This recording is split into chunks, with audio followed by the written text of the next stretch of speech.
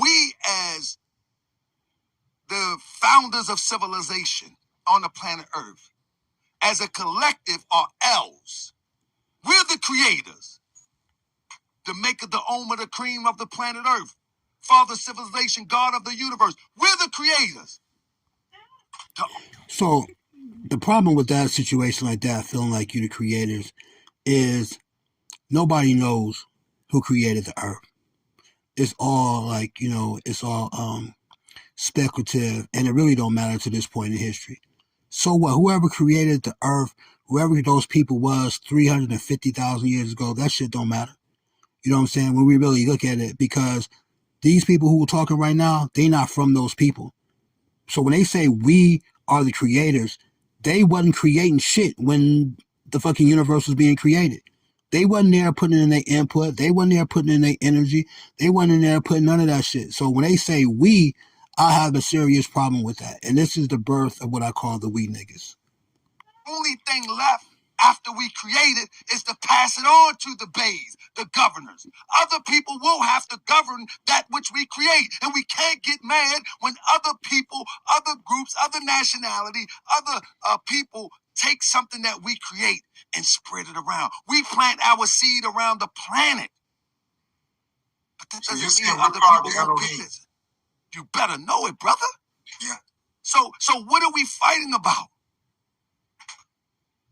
So what are we fighting about? You see what I'm saying? That's the main problem. And so if one comes and try to put divisiveness into a situation that's already divisive. If I walk up the street up my block, if you walk up the street up your block, I just seen Radar Van doing a freestyle in the hood that he come from, in the projects where he come from. And while he doing the freestyle, he like this. Freestyle. He on point. Freestyle. Because you know what? Because we know the mentality of these environments are already malicious, already divisive.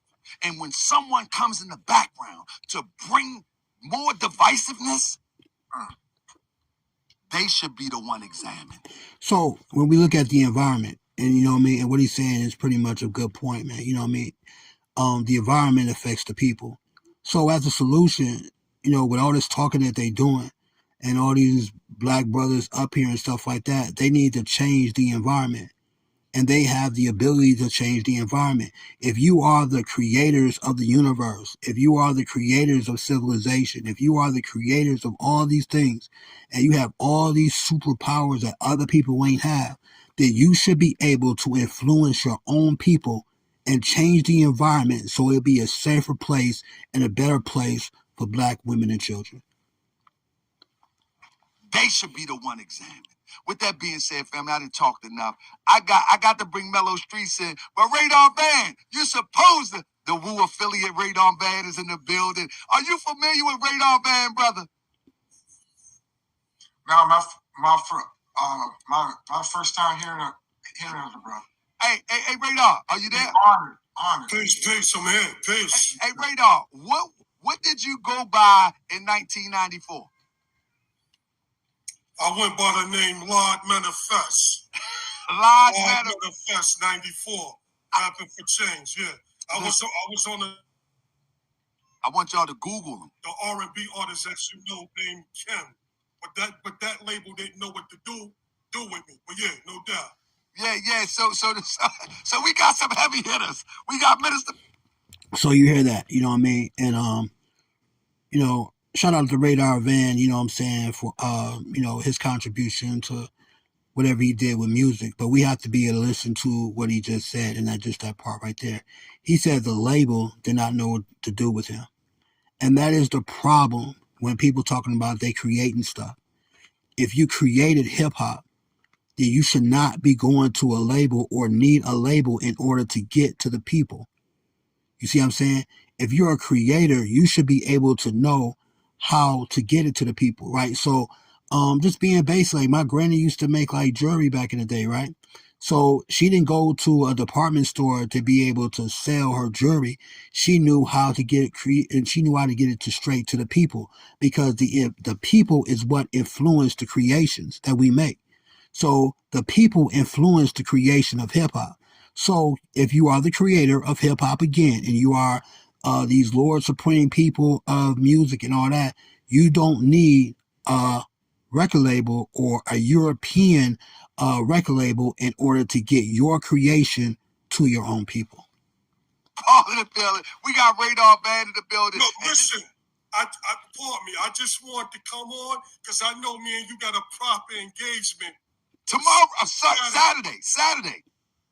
So I just want to come on, but before I break out, I want to add on to what you and the brother was talking about. Absolutely.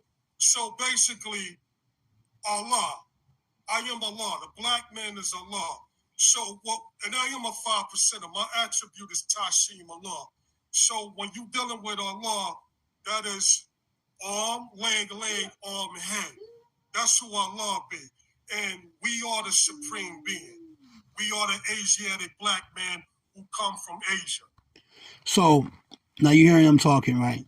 And a lot of people have these different things. Now he's saying he Allah, right? So he has to be, so we all know that Allah is a spiritual being. It's not like a human being.